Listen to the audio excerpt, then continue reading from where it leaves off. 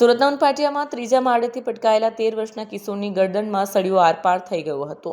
મૂળ બિહારનું નાઝિર સ્થાનિક દારૂલ ઉલૂમ મહમૂદિયા મદ્રેસામાં અભ્યાસ કરતો હતો. સાંજે મદ્રેસા છૂટ્યા બાદ તે મિત્રો સાથે મસ્જિદના ત્રીજા માળે રમવા ગયો. મસ્જિદ પરથી બાજુની નિર્માણાધીન બિલ્ડિંગ પર કૂદકો મારવા જતા તે ગ્રાઉન્ડ ફ્લોર પર પટકાયો. નીચે પડતા જ લોખંડનો સળિયો ગરદનના ભાગેથી ઘૂસીને મોઢામાંથી આરપાર નીકળી ગયો. અત્યંત ગંભીર હાલતમાં કિશોરને તાત્કાલિક સારવાર અર્થે હોસ્પિટલ ખસેડવામાં આવ્યો.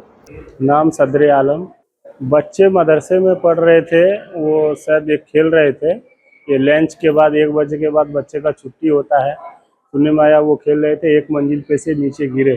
नीचे उनका जो सरिया जो है, नीचे कच्चा मकान बन रहा था, तो सरिया उसको पीछे से घुस के सीधे मुंह से बाहर हो गया है। तो अभी मैं उधर जाऊंगा, देखूंगा। अभी फिलहाल अभी उसका दवाई सिविल में करवा रहा हूँ। ये चीज बच्चे की हालत बहुत मतलब खराब है। 20% डॉक्टर साहब बता रहे हैं बस कि बच जाएंगे, बाकी वो कोशिश कर रहे हैं। बोला मैं अपनी तरफ से फुल कोशिश कर रहा हूँ। बच्चा कितने साल का है, कौन सी कक्षा? बच्चा 13 साल का है। और इधर आलिम की जो पढ़ाई होती है, नाजरा जो कुरान मजीद होता है हम लोग का किताब, वो पढ़ाई करते हैं, आलिम की पढ़ाई।